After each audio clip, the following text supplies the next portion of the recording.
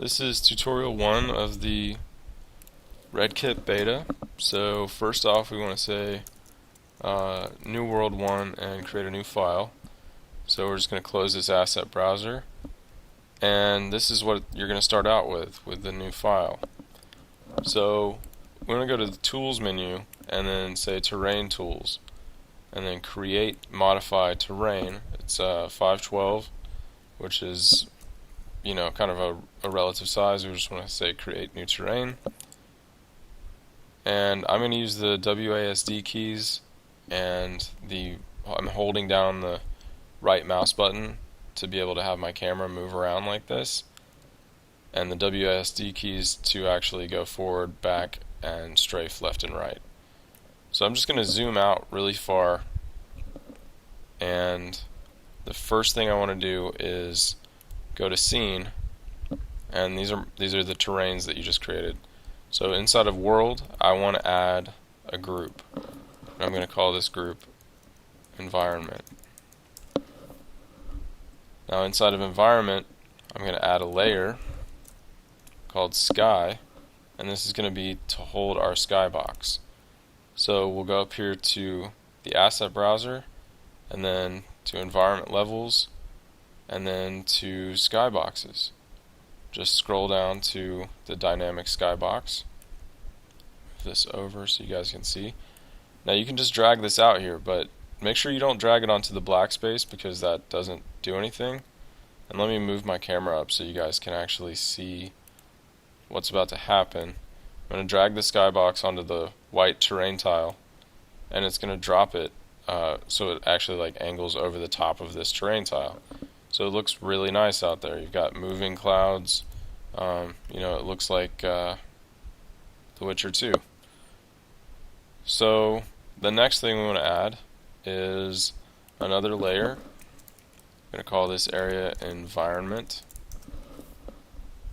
And inside of area environment, we're going to right click on the terrain tile and say close active tool.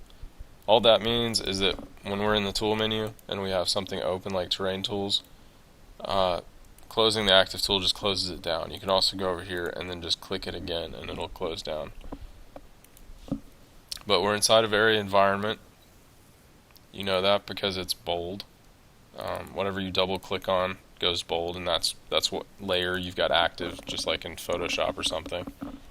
And we want to right click out here and go to graphics and add area environment. So that added us a little tiny cyan colored box down here on the terrain tile. I'm so far zoomed out that it's impossibly small. So that's what we want to click on, and we're about to modify this. This is where the player is actually going to move around inside of, and right now it's really small. So you need to click scale over here, and it'll give you these handles, and just make it a little bit taller and scale it on the X and Y axes until it's pretty big, and that looks pretty good right there. We just don't want it to go past the edges of the terrain tile. So the next thing we want to do on this is go to your tools menu. If you can't see this cyan border, you can hit Control-Alt-F and it'll pull up this filters window. Go under editor options to debug, and you can click areas and unclick areas, and that will show and hide the color on that. That's for later on when you're actually trying to detail things and you want that out of the way. For now, we want it activated. So go up here to tools, go to world environment, and read this little prompt. It says there is no world environment. Would you like to create it? Yes. And it's going to change the lighting. So that's the whole point of this world environment option. We're going to make the lighting look really nice for when we start messing with the terrain. So we want to go down here to the bottom where it says fake day cycle, enable that, and that'll give you the ability to change the time of day. So we're just going to leave it at about noon. And then you want to deselect world environment and then reselect it. and it'll give you this option down here called Area Environment 0, and just click that checkbox again, or for the first time. But these two checkboxes are what you need. And you saw that kind of dramatic shift in the environment. That's just more effects and cool lighting stuff going on in the background. So if you also needed to have this selected, and just be aware of that, like whatever you have selected and whatever you don't have selected, sometimes it affects what you can do. And it's kind of a hassle sometimes to remember that.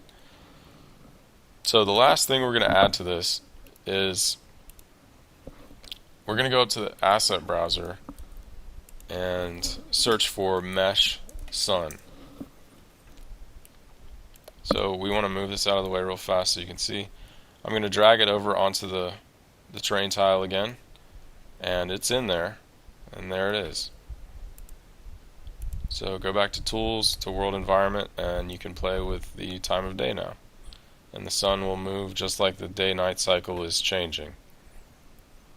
So hopefully you guys learned some stuff, and you're well on your way to creating your first map. And be sure to check out tutorial 2. Also, I'm going to link to the original videos that these were created off of, which is from a German guy called Klaus Bauderman. He does German videos with subtitles in English, so if you want to check those out, you can. He goes through all the details that I've just told you. I just want to do these in English so that there's hopefully a bigger population getting involved with the Witcher 2 mods. Thanks for watching, and hope to have you come back for tutorial 2. Thanks a lot.